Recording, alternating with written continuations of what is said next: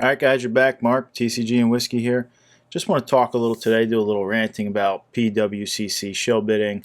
We're going to go over the Fanatics takeover a little bit and what it kind of means for the hobby. I mean, I'm just a small guy in this hobby, and there's some monster people in here. It's definitely going to affect over the long term. But you got to think the PWCC deal, this is the second time they're kind of in hot water.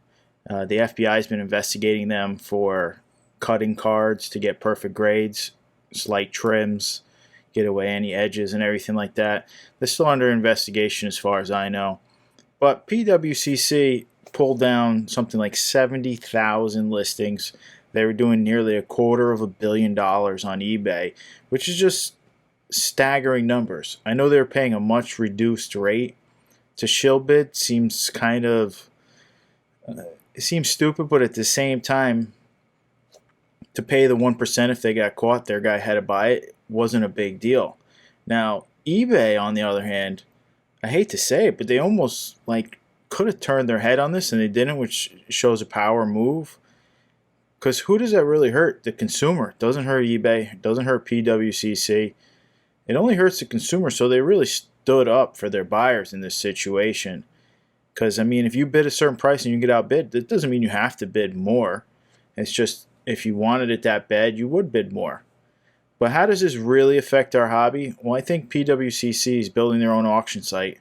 I don't know if you would have a lot of trust in using it, though, after they just get caught shill bidding on another person's site. What are they going to do on their site? Every time you get close, they're going to just jack the price a little more and hope they can get you.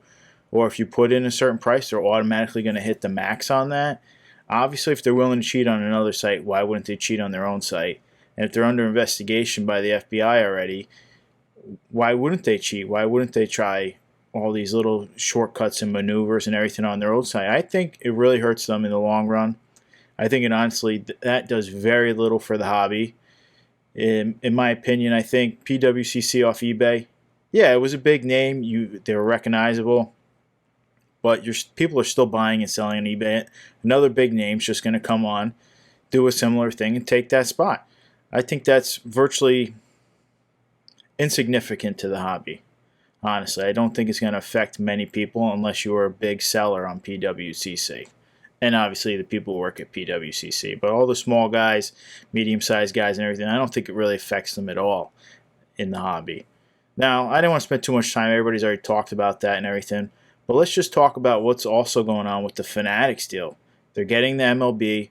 First time in 70 years, Topps isn't going to be producing baseball cards, or at least not licensed baseball cards. And they're also going to be taking over football and basketball. They're not going to be taking over what I collect the most of, which is UFC cards. So how does this really play effect? I mean, obviously it means they saw the shift. There's a ton of money going into sports cards, and they want a piece of that. Can't blame them. There is a ton of money. The longevity's there. It's proven. I think, though, the real problems we're going to see right now is Topps and Panini, that they're losing a couple of their flagships, might print way too much. We might have a junk wax era coming right here. I don't know if they're going to stay. Why wouldn't you print as much as you can, go retail as much as you can, get as much product out there before you can't get any product out there?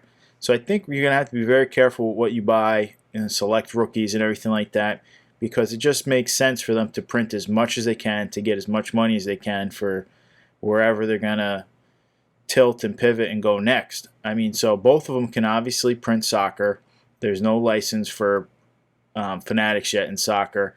Obviously, Panini still has the UFC under license contract. So that could be a great thing for UFC collectors, because Panini might take their top talent and focus it on the UFC. We might see a lot more cards in the UFC. We might see a lot more sets and different things, more variety. It helps and hurts at the same time, as long as they don't overdo it. We also might see a lot of focus in the soccer world. Both these companies both print soccer already. They're both successful at printing soccer. They both make beautiful cards in the soccer world. So they're going to take their other people and go into soccer. Now, what does it mean as a Fanatics takeover? I think we're going to see prices across the board go up. They just paid all that money to get those contracts, and they're going to be part of the players' unions. I think they're going to start raising the prices across the board, which means Panini will probably raise the prices in UFC. as if they're not already high enough. We may see some lower level stuff to keep up, but we see now that sports cards are going to get a huge boost going forward, because there's no way with players' unions and players getting a piece and Fanatics paying all that money that they don't spend money in advertising, getting more NFTs out, more eyes on collectors, and new youth getting into the game. I just think it's a good move overall, but it's a very scary move right now, being we might see a lot of extra printing that we don't need.